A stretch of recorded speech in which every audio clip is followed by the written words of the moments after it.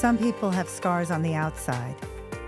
Some people wear their scars on the inside. But every scar has a story. Every loss carries love, and every survivor holds a strength they may not realize they possess. Welcome to S.O.S. Stories of Survivors. Hi, and welcome back to S.O.S. Stories of Survivors. I'm your host, Serina Dansker, and joining me today is Mike Seidenfrau. Mike and I go back a long time. We worked together in my past life when I was a financial advisor. We have so much in common, it's kind of scary. But we're here to talk about Mike and his daughter, Jordyn. Jordyn Seiden passed away in 2021. She died by suicide, just like my son Scott did. And Mike and Dina, his ex-wife, came on last season's show and talked about the relationship and their journey from losing their daughter to healing. And they talked about starting a fundraiser. Well, this fundraiser has exploded. It is called To Infinity and Beyond Halloween 5K. And it's going to be taking place in Rockland County at Rockland Lake on October 31st. So we're going to talk all about that, as well as what's going on in Mike's life. And we're going to introduce you, if you haven't met Jordyn, to the woman she was, the sister, the daughter, the amazing person. So welcome to the show, Mike. Thank you. I'm so excited that you're here. And you know, the event that you're creating is more than just about raising money. It's about bringing community together and having connection. And I think that's amazing. I really do. And I wanted to start, just by talking about Jordyn. And, maybe if you could talk about just your memories of her, the first time you met her, go into a little bit of detail about that. Well, Jordyn was adopted, so the first time that we met her was in Moscow, right around Christmas in 2003. So it was enough that it was in Moscow in the winter and walking on streets with guys with machine guns on the street. Wow. She was dressed in clothes that did not fit her. Her hair was up in some sort of weird standing up ponytails or whatever they were.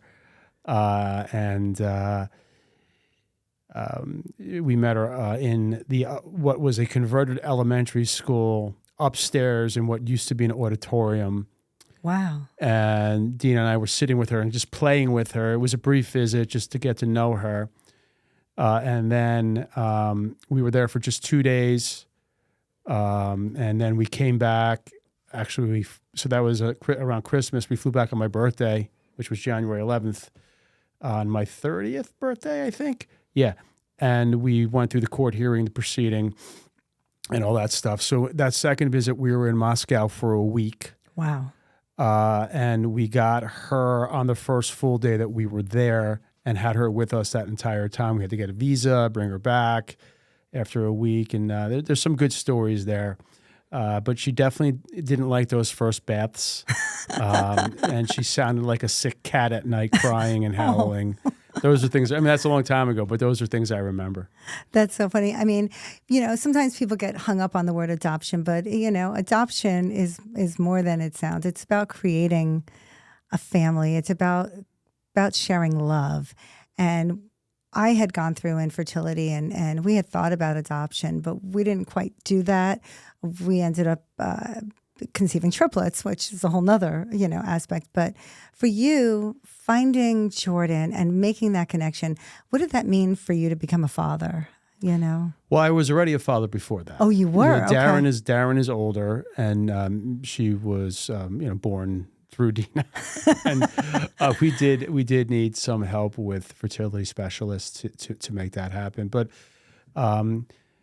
looking at that, becoming a father was something that was both inspiring and challenging because very young, in the business, trying to figure out how to make a living during a tough time in the market. Yeah. having girls and never having sisters was interesting. But being a father has been and was very rewarding. Yeah. Did she ever question, her beginnings as she was growing up?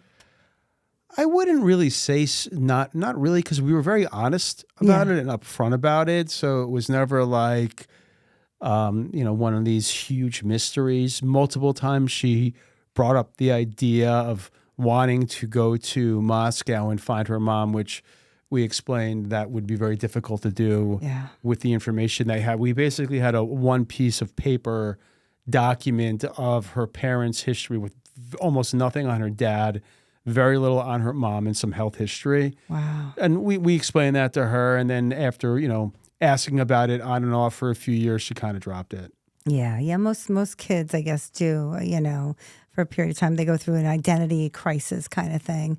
And, but I think that most kids do go through an identity crisis kind of thing as they're getting older. But I think with love and people talking to them about how hard it would be to find their parents, that they come to terms with it. What do you think about that? Every situation is different. Yeah. It also depends on how upfront and honest adoptive parents are. If we're still focused on that, are about that. And we were very honest and open about it from the beginning to leave the less questioning. I do think if she was still here at some point in her adult life, if we wouldn't have done it already, we probably would go to Moscow so she can see it. Yeah. She could have seen it. Yeah. I think that would have been cool. Yeah. What kind of child was she? Was she funny? Was she inquisitive? She asked a lot of questions. Yeah. She was street smart. She wasn't much for, the book stuff in school. That wasn't her thing. She was inquisitive. She was a good artist at a young age. That's a way that she expressed herself. She liked to paint, color, and draw. She took art classes. Contraptions that we had back then when she was little, for recording, whether, I don't know if we didn't have iPhones then, but whatever, camcorders, whatever devices. Yes, it was camcorders. She liked to record things and give narratives of what was going on. And one thing that stands out is, I don't remember if it was right before going away on a vacation or right before she went to sleepaway camp the first time. She was doing like an interactive with our three dogs at the time. We had three pugs, Bernie, Eliza, and Diego. And she was like giving a narrative. I still have it somewhere. I'll eventually send it to you. I'll find it. And it's just like she's talking about Bernie, Eliza, and Diego and their different characteristics. And so she was like that. And she had issues also. She had a temper, and there were early signs, and we got early intervention to help out. But for the most part, a lot of art, a lot of inquisitiveness. Sometimes it was annoying how many questions she would ask.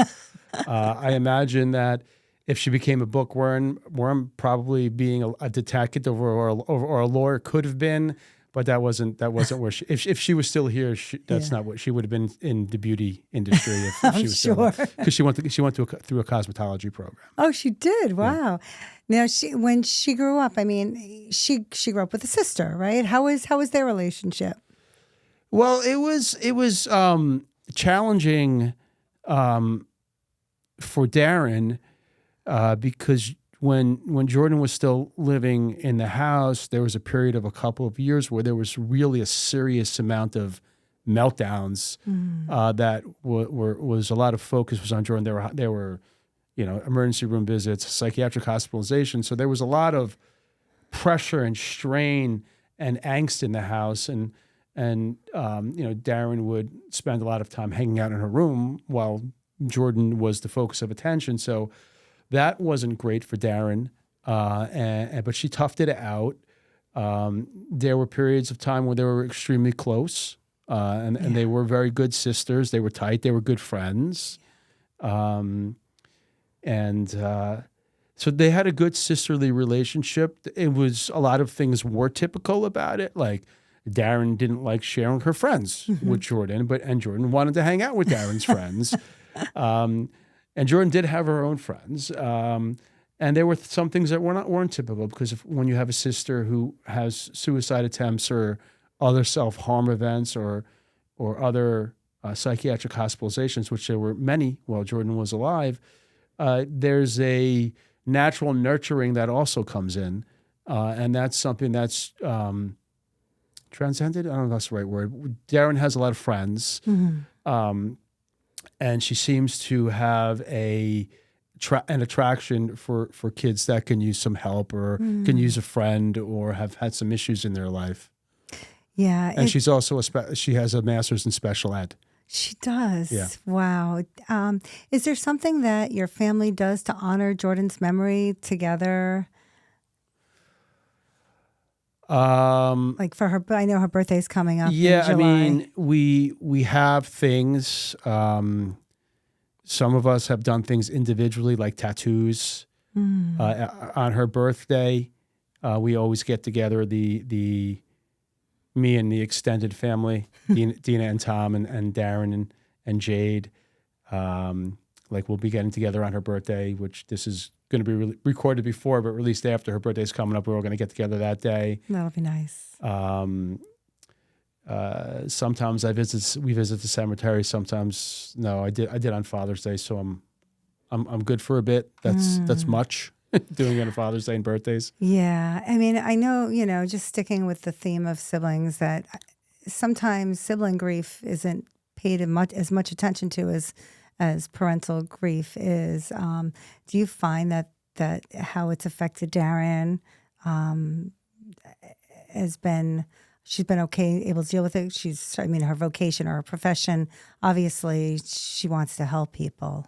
Yeah, I mean that's come up in one way where she's although her career is as an art teacher, some of the kids are on IEPs. She also teaches summer at BOCES, so she's working with kids with some special needs. But she also she's tough. She's kind of like me in coping, where we sometimes find it easier just to be distracted and do a lot of things instead of sitting with it and dealing with it, which sometimes is not the best thing. So she's tough like that, but she's also, she's dealt with it. She has a therapist and she expresses herself through art. She's a very good artist. She's accomplished. There's actually more than one of her pieces are hanging in my house. Oh, that's and they're beautiful. not childish paintings. They're legitimate pieces of art. That's awesome. When you think back to Jordyn and just her struggles with mental health, a lot of times people will say that our mental health system is sort of broken.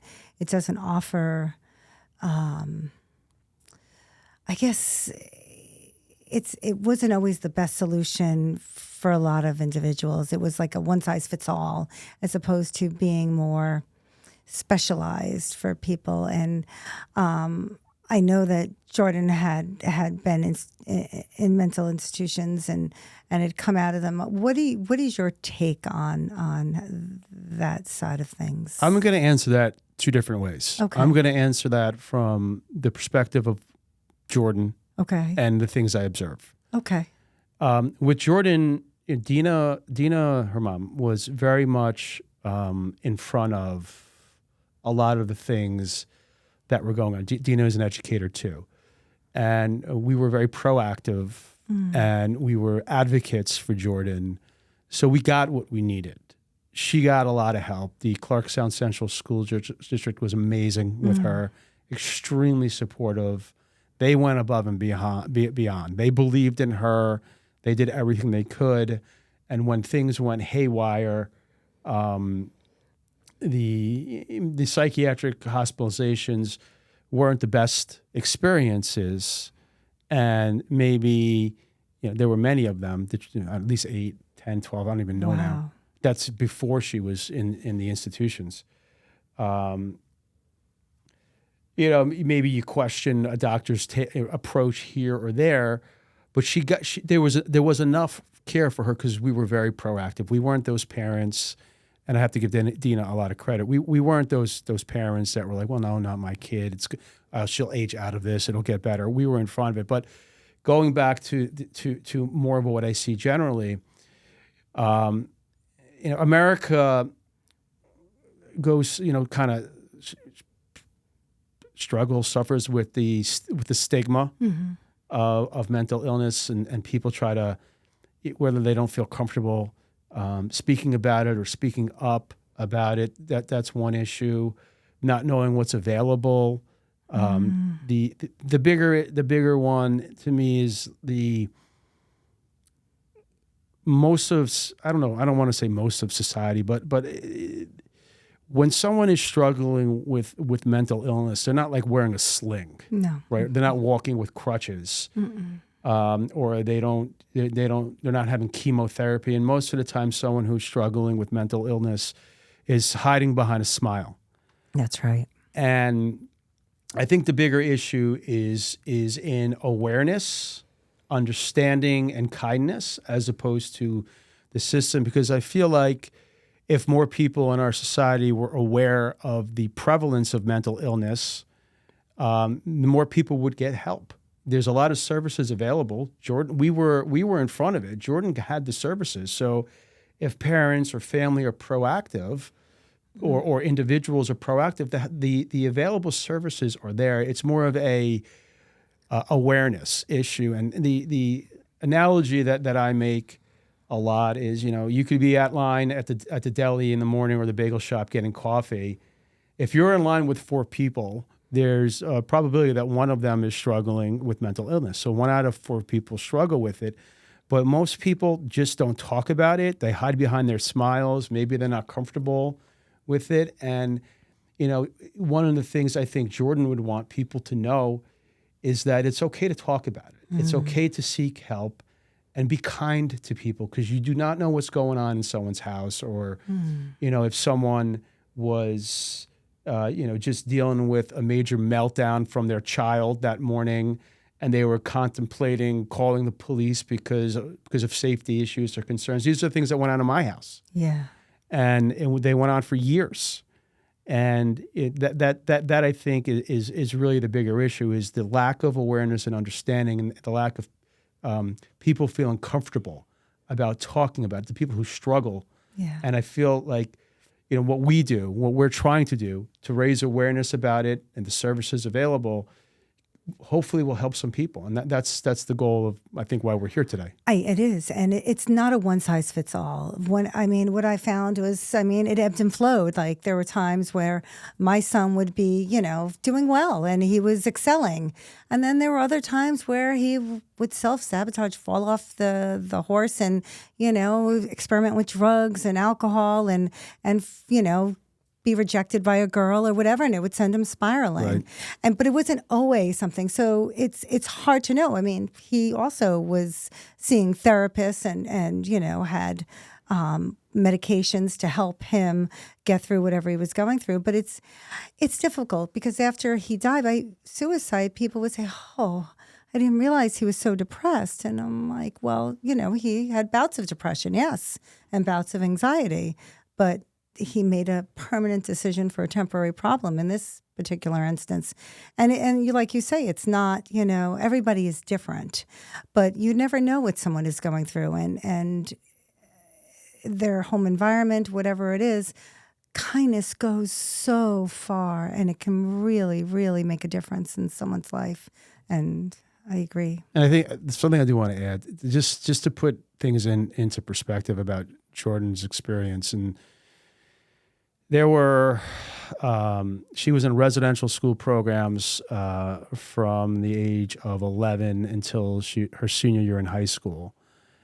And there were multiple, overdoses, and those were not what you would think. Benadryl, not those other drugs. Her main drug was marijuana.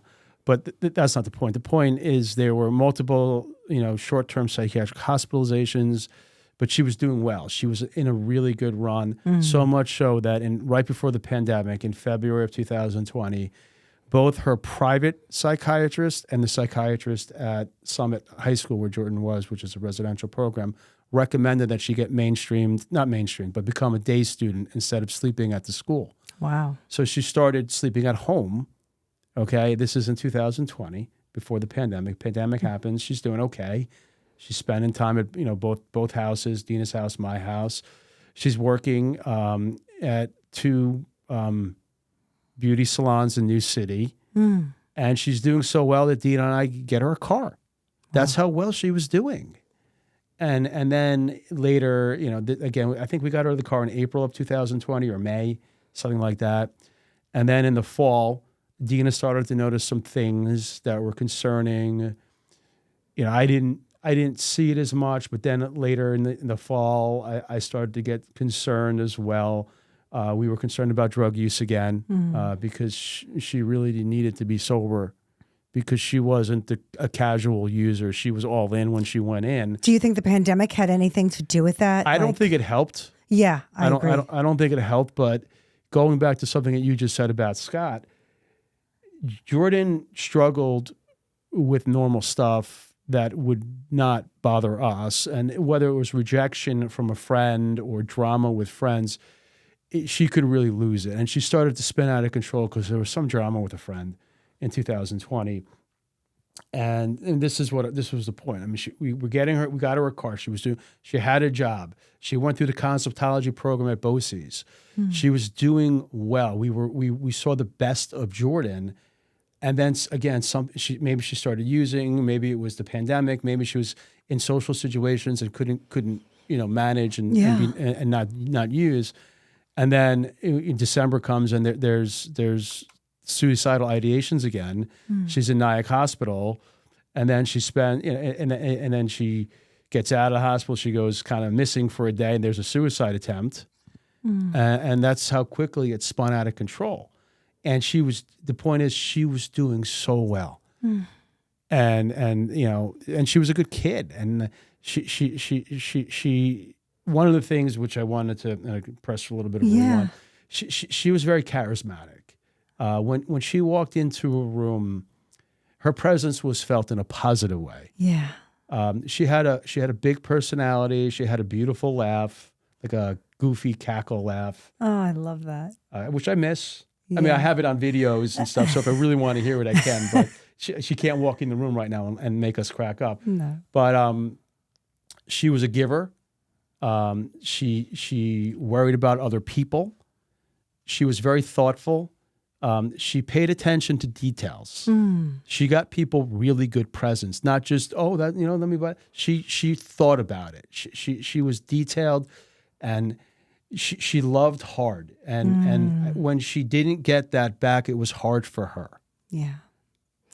I mean, it's funny because the people with the biggest hearts, the most empathetic, the most giving are the ones that feel the most. Would you say that's true of Jordyn? Yeah. Yeah. What would you say that Jordyn taught you? Before she passed, would you say, it was a much different relationship than you had with your older daughter, but what would you say that Jordyn brought to you or taught you? You think patience? Or lack thereof? She wasn't patient. No, we taught you patience. I had to be patient with her. But I think one of the things that she was really good at was being fun in the moment when she was right. So, because she had a good sense of humor, sometimes a little twisted. Yeah. So I think like that in the moment was a Jordyn thing. Do you think she's still teaching you stuff now? Every so often. I'm pretty sure she sent me a message repeatedly that my Nespresso was in the wrong place. The amount of coffee cups that inexplicably broke for no reason. I finally moved it, and it hasn't happened again. So That's really interesting. yeah. Those are signs. You get signs from Jordyn. For sure. Yeah, for sure. When people hear Jordyn's name, what do you most want them to remember about her? About the person she was? That she was a good friend. She was a good egg. I mean, obviously she died by suicide, and immediately there's a stigma. But she was really a good kid. She with a warm heart.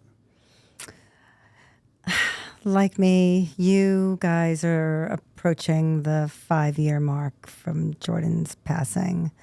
What does that feel like for you?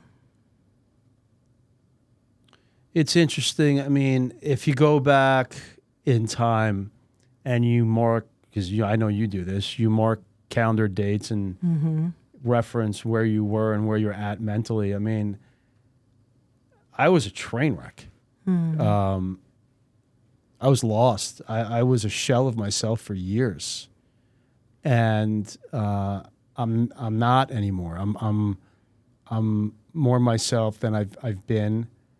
And the 5-year anniversary marks, like, I still, obviously I'm not over it. I mean, No, never. I grieve. There are always moments, obviously birthdays, Holidays, New Year's Eve, yeah. because you got to do it all over again, Yeah. which I don't really celebrate New Year's Eve, Christmas, her birthday, Father's Day sucks. Yeah. I do the best I can that day because I'm around other people, but it's a hard day. Yeah. I mean, I have to be present for Darren and Jade. But Father's Day sucks. But I've gotten to, a point where I can put that stuff in a box and I can function normally. And I wasn't really able to do that the first 3.5 years. So that's how I look at the 5-year mark. Like, there's always going to be an empty chair at the table. Yeah. And that makes every family event hard. And there's a song or two you hear, it takes you back, and it takes you back to a point where you have some smiles and laughs, and then you're going to have a tear. Yeah. But the 5-year anniversary marks a point for me where, it's the most normal I've felt since she died, and it gives me hope for others too that are going through it, that they too can see the light at the end of the tunnel. Wow. I, as we grieve, a lot of times I find people will come up and ask, especially at the 5-year mark, well, how are you doing? And how do you reply to that? I mean, it's somewhat of a similar response to just what I said. I mean, it's, if someone asked me that 2 years ago, I mean, I would have been annoyed that they asked me the question. Yeah. Like, how do you think I'm doing? But now they ask out of concern, they ask out of perspective, and I would let them know that I'm doing a lot better. Yeah. And Jordyn, that you're healing, right? That I'm healing, and that maybe we'll segue. I mean, I'm doing something for Jordyn. Yeah. That has given me a sense of purpose for both her and the family, that has really helped me with healing. Yeah. Let's talk about that. Let's. I mean, you've started when we had you and Dina in season 1. We talked about your vision for this amazing fundraiser in Jordyn's honor, and since that time, it's been just like like a big snowball. It's been getting bigger and bigger and exciting. So let's talk about that. Let's tell our audience what the name of the fundraiser is and what it's about. So the name of the race is the To Infinity and Beyond Halloween 5K. It's going to be on Halloween at Rockland Lake State Park, starting at 9:45. That's when the race starts, but there's going to be activities before the race for about an hour that will continue during the race. So that will start at 8:45. There'll be a kids fun run. There'll be a costume contest with fun. celebrity judges. There'll be a pumpkin patch, apple cider, face painting, a clown, and some Wow. other things which I'm off the top of my head isn't clicking right now. We're encouraging people to run in their costumes if they so choose. That's exciting. We're going to have a marching band come in to open the event at 8:45. They're going to march into Thriller, and I'm not sure if I'm going to have them do the national anthem or someone else, but I'm still toying with that. And we're going to have DJ Drewski from Hot 97 being the DJ for the event, working with another DJ who will MC it. So it's going to be a lot of fun, and there were multiple levels of the vision here. One, I want to raise awareness, and this is what we're doing today as well. Yes. I want to raise money to do something for Jordyn. I wanted Darren, Jade, her sisters, her mother Dina, Tom and myself. Tom is her stepdad, and myself to have something tangible to outside of a cemetery. Something tangible to honor her memory, to right? honor her memory, honor her memory. And Jade was only 3 when Jordyn died, and Jordyn that entire year was in various dual-purpose facilities. So Jade didn't really see her outside of a Zoom. Right. So she doesn't have much, and I want her to have something other than stories and what she thinks happened, and there's that. And we've done a very good job raising money, and we already know who our first benefactor is going to be, which is Joanio. They're a nonprofit in Rockland County that provides services to both individuals who struggle with developmental issues, as well as kids and adults who struggle with mental health. They're opening a new facility in Valley Cottage, and an art room is going to be dedicated in Jordyn's honor, and it's going to be the Jordyn Seiden Art Therapy Room. Wow! So there will be That's exciting. There will be a permanent place of Jordyn being honored and helping other young adults and adults who struggle with mental health. Oh my gosh! And fabulous. That's one of the things we wanted to do, and this kind of just fell in my lap. But these are the things we're going to be looking to do, so that my family, our friends, can see something positive out of Jordyn's death that's tangible, and Jordyn, in a way, will be helping other people. And that's beautiful. She naturally helped other people. Like, she was the person who would help an old lady across the street or open the door, and went out of her way for her friends. And this is very fitting. It's so incredible to me, because this is a community event. And I found when we were going through probably the most difficult times of our lives, losing our children and struggling, that one of the things that helped me, and from talking with you, I know helped you, was the support of our community, the support of our neighbors, our friends coming together and trying to help us pick up the pieces of our shattered life. And by having this race and bringing the community together, I just think it's a beautiful reminder of Jordyn's life and the way community has come together to support your family.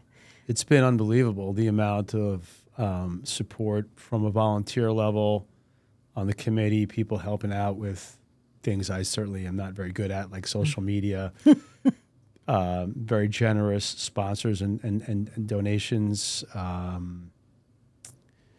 You've done so much. I mean, were there moments when you were, I guess, going through the throes of things where you didn't even know how to formulate this plan, or how to ask for help, or what did you do to try and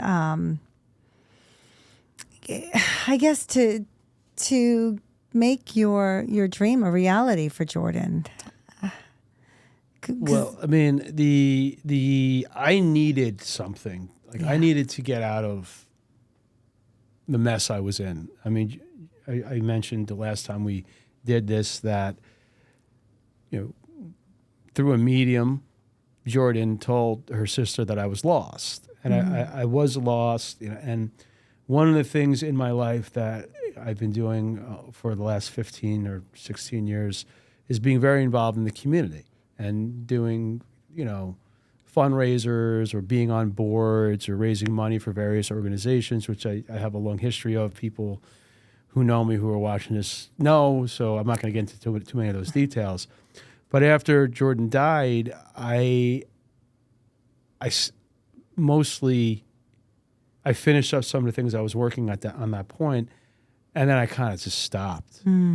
I was done. I had nothing left to give, and it was really dark for me. I had no energy or drive to do things like that. And I remember talking to my therapist in one of our first sessions, which was right around this time 3 years ago. It was the summer of 23, and I'm like, I don't know if I'm ever going to be that person again. And I just felt like a part of me died. I wasn't myself, and I used to have that instinct of being able to lock into an objective or a goal and build a team and get it done. Yeah. One way or the other. And that left me. And that was one of the things I was really struggling with, wondering if that would ever come back. And then I started to get the itch right around this time last year. Maybe a little bit earlier, people started to see more of me around in the community. So they see me around. They start asking me, you want to be on this board? Do you want to be on that board? And I was like, maybe.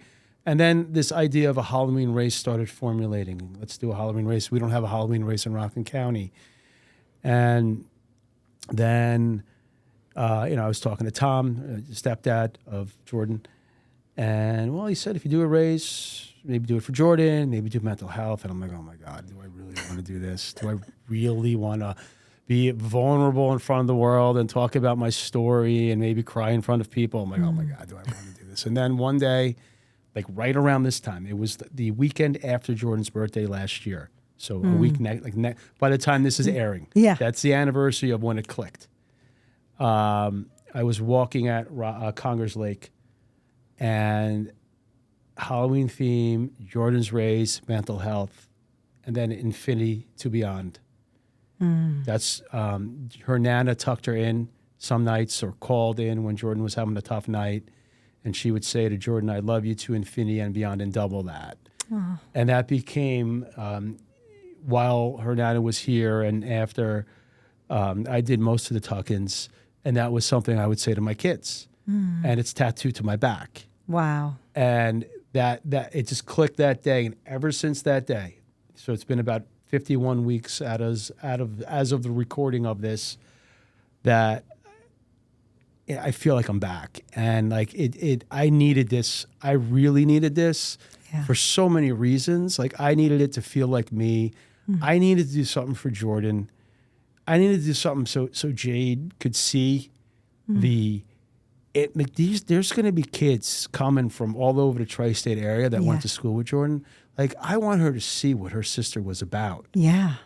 Because Jordyn loved Jade. Like Jordyn, there was nothing better than Jade for her. They playing, laughing, feeding her.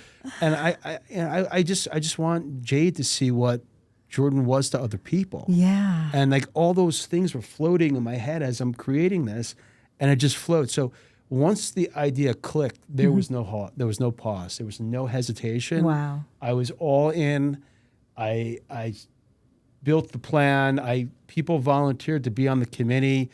Like as soon as I announced it, 18, 20 people, obviously they're not all on the committee, but a lot of people volunteered to be on the committee.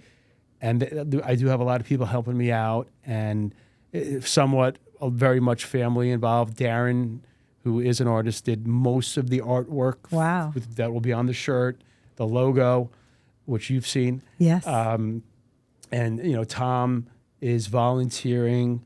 He's a well-known and established volunteer with the Rockland Roadrunners. He's kind of going to be the race day guy who makes sure everything gets done. Dina's been involved with a lot of things, and it's a family event along with a lot of friends helping out on the committee, and it's been amazing. So I don't remember what the initial question was. No, but you got that. That's it. There was never any pause. And how do you take care of your mental health today? It's been a year now, right? Well, that you've clicked. I still see my therapist. We've gotten to the point where it's not every week, which is huge. I never thought we would get there. That's great. Because I was in a really bad place for a long time and struggling with a lot of stuff and getting through to the other side, which at one point I thought never was going to happen. Once it happened, it's not like you can just say, "Okay, I'm done with therapy." If you think that's what therapy is, it's not going to work for you. But I still have my therapist, so that's good in that regard. And so I do take care of it, and I take care of myself. I mean, I'm not in the best shape of my life, but I work out. I live in the moment more than I've ever done in my life, which I credit. What one of the objectives after Jordyn died was to make sure I lived in the moment. Yeah. I've done more vacations annually than I ever have.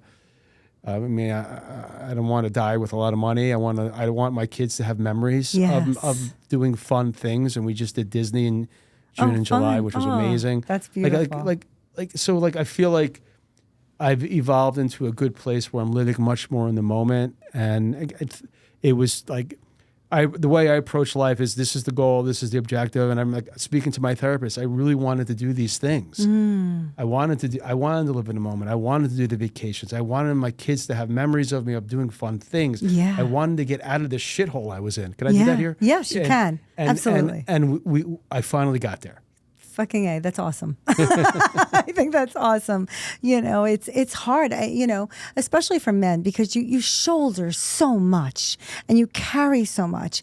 And it's just awesome to see that you're able to get through one of the hardest things for anyone to go through and not be afraid to ask for help. But it wasn't always sunshine and roses. I mean, that first year and a half, I was a train wreck. Yeah. And everyone saw it coming. I was like, yeah, I'm going to go back to work. I'm going to do this. I did everything I could to distract myself so I didn't have to deal with it. Oh, my God. And you know how exhausting it is faking it that you're okay? Yeah. And I did it. And I did it for I remember the first time I really crashed. I went back to work the month after her funeral. It's insane. I left. It was insane, right? And I would joke to my wife at the time that Dina was just sitting on the couch looking at pictures and crying. And I think we spoke about this last time. And I should have been doing that. Yet I was making fun of her because I didn't want to deal with it. And then that was the last year I was the race director of the Women's Distance Festival. And I buried myself in making that the biggest one ever. Wow. And then and that race was in July of 22, but right around Father's Day of 22 is when I crashed. I ran out of whatever the ability to fill myself up with the stress. I mean, I even was listening to 4 or 5 Jet podcasts a day. I was like in the front office. I was making I'm kidding. I wasn't making player moves. Yeah. But I was busying myself with so much. So you didn't have to think. And then just the emotional impact of Father's Day that year. Yeah. It was the Tuesday after Father's Day. It just I went from being numb and people saying, "Oh my God, you're so strong." I wasn't strong. I went from being numb to being done like that. And I guess to pivot, don't do that. If you ever go through something like this, deal with the emotions, talk to people. Don't think you're okay. You're not. I mean, losing a child, losing a loved one, a husband, a brother, a wife, losing anyone is life-changing and devastating. And you have to deal with it. Yes.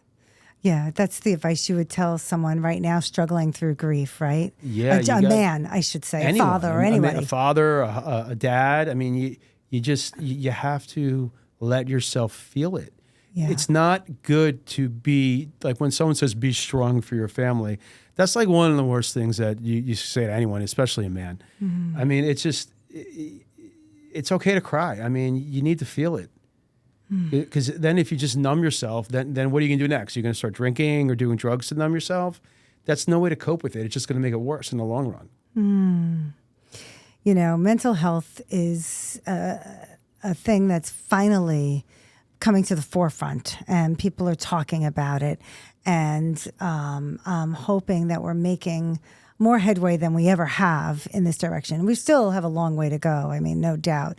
But focusing back on your fundraiser and the race and everything that your community involvement, what do you think is something that, like, for example, schools can do to help our youth, or just raise awareness on what.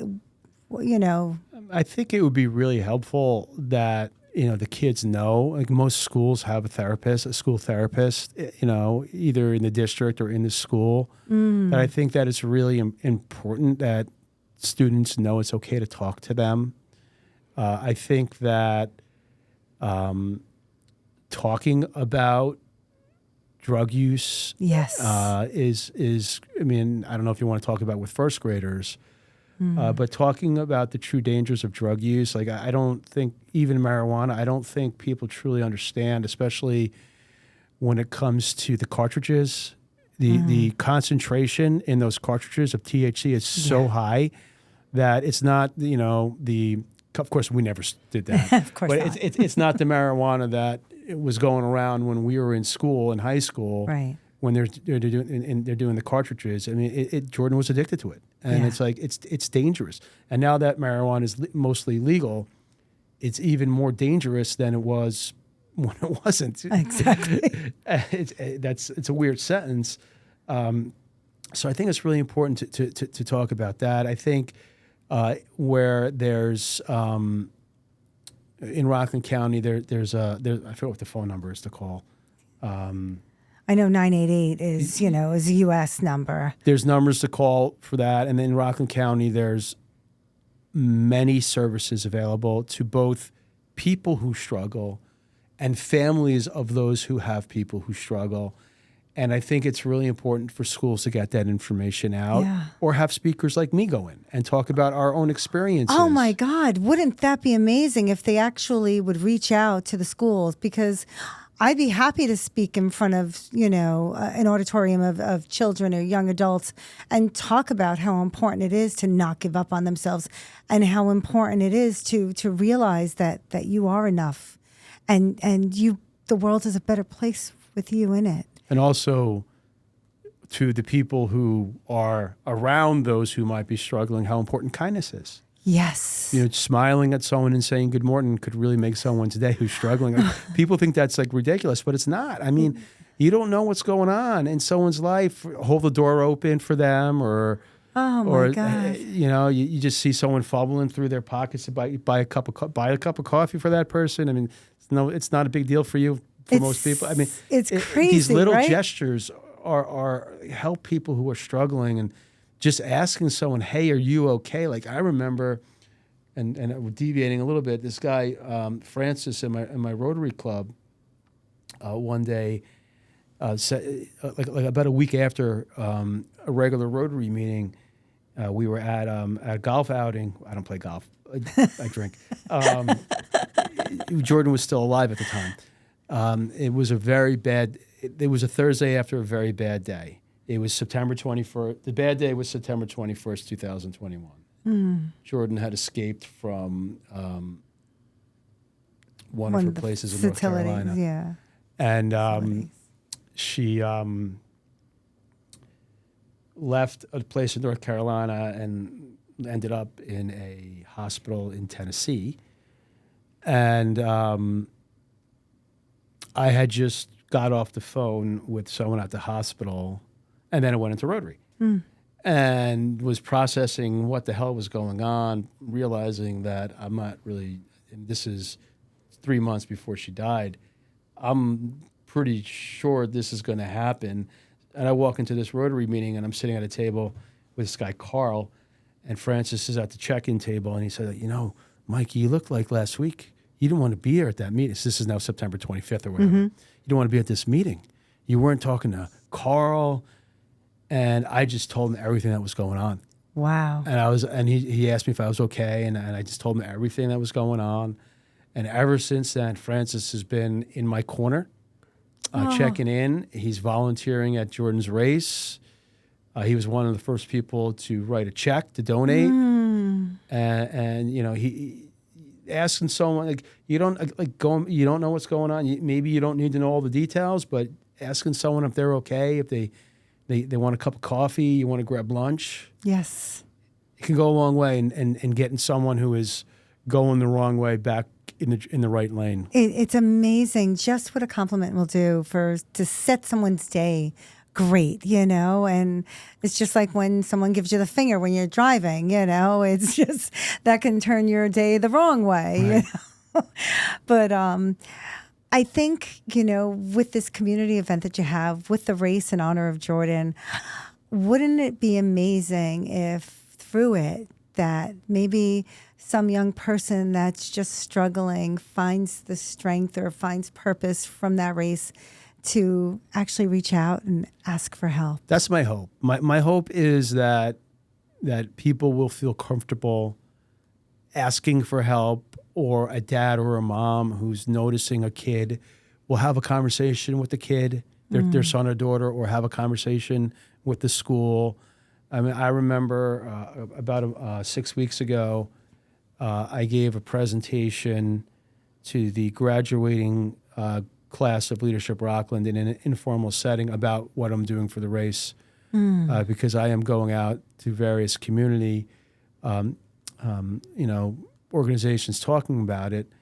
And this guy, Jonathan, who works at Orange and Rockland, came up to me and he said, "Thank you so much for doing this. My daughter, teenage daughter, struggling, and this is really helpful." And then I saw him again a few weeks later at the graduation for Leadership Rockland, and he thanked me because he had a conversation with his daughter, and they're doing what they need to do to help her. So I know that I helped one person at least. See, and that's beautiful. And that's my hope, is that in I don't know if it's because I'm a guy, I'm up there talking about my feelings and crying in front of people. I think it's your message, Mike. I really do. If I could help a few more people, that would be great. So let's talk about some of the organizations that are behind this run, the 5K. I know we talked about Juanio. Who else is sponsoring it? And Juanio is a benefit. A benefit of it. We have some really, really good sponsors. Some are businesses, some are organizations. The Pearl River Rotary Club is the headline sponsor. We have the Duke of Oil and Tune. Wow. Who is now in New City. Great guy, Lenny. He's a sponsor. We've got, let's see, wasn't prepared for this. Oh, that's okay.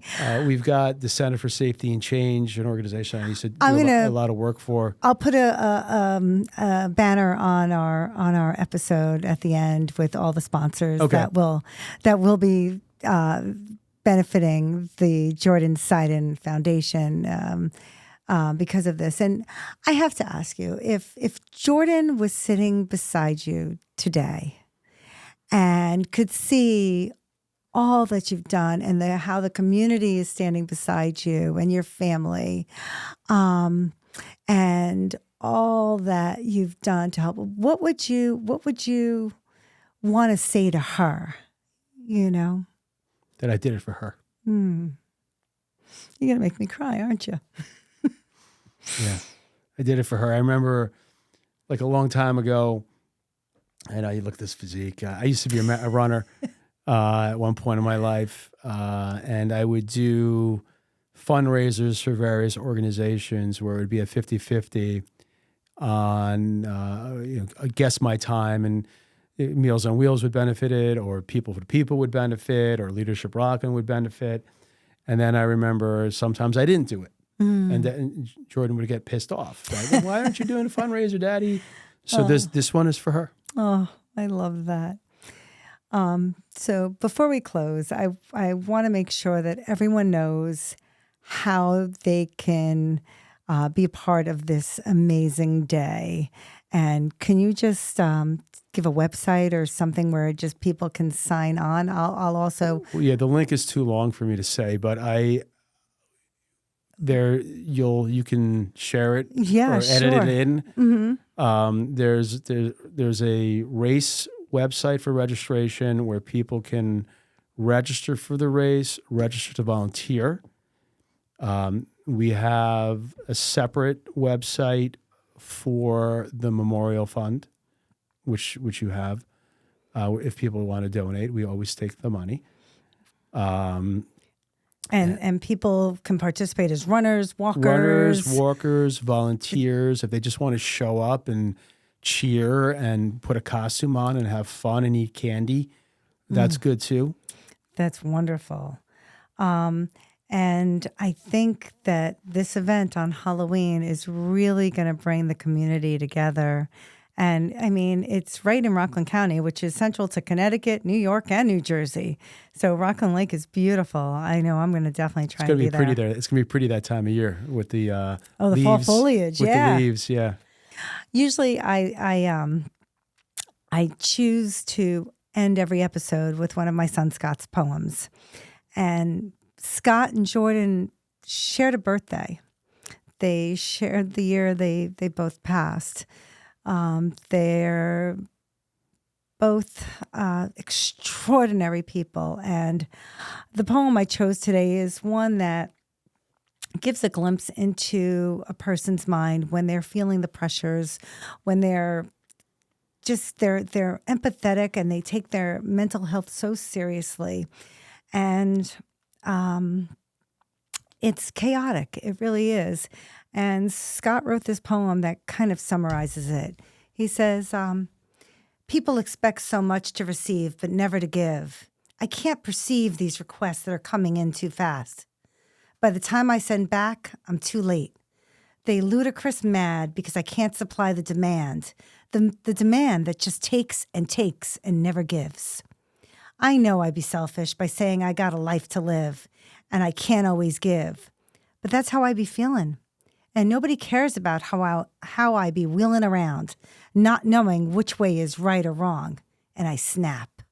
I say what I ain't supposed to say. I feel what I ain't supposed to feel. I touch what I ain't supposed to touch. It's too much pressure to be one guy when I want to be another. I'm crossed between two lines, and I can't tell which line is fine and which is not my line. My mind is filled with lies I tell myself. I don't even know the truth anymore. I'm tired of having these epiphanies when maybe I should just gain the ability to shut the F up, because that's one thing both lines can't neutralize. To me, this poem describes the chaos that goes on in someone's mind who's battling the person they want to be and just the environment that's around them. And it's a good reminder to people to, as you said, maybe, think or ask, how are you today? What's going on? And maybe pause a second before you judge what someone's just done or what's going on. Maybe listen more closely. Maybe a simple compliment to someone can change the trajectory of their day. And maybe our communities will be there and offer encouragement and help. And our schools can ask for people like Mike and myself to come and talk about what it means to be kind in a world that we live in, which can be superficial at times. Mike, thank you for allowing us to know Jordyn. to know your journey with her, for sharing this incredible event that you're going to be doing on Halloween, and being honest about your own mental health. I'm so grateful that you're here and chose to share this with us. And thank you for showing your strength. And to our audience, if you are struggling, if there is any doubt that someone you know might be suffering, please reach out. Dial 988 in the U.S. This is Serina Dansker, S.O.S. Stories of Survivors, where survival sparks the soul. Thank you.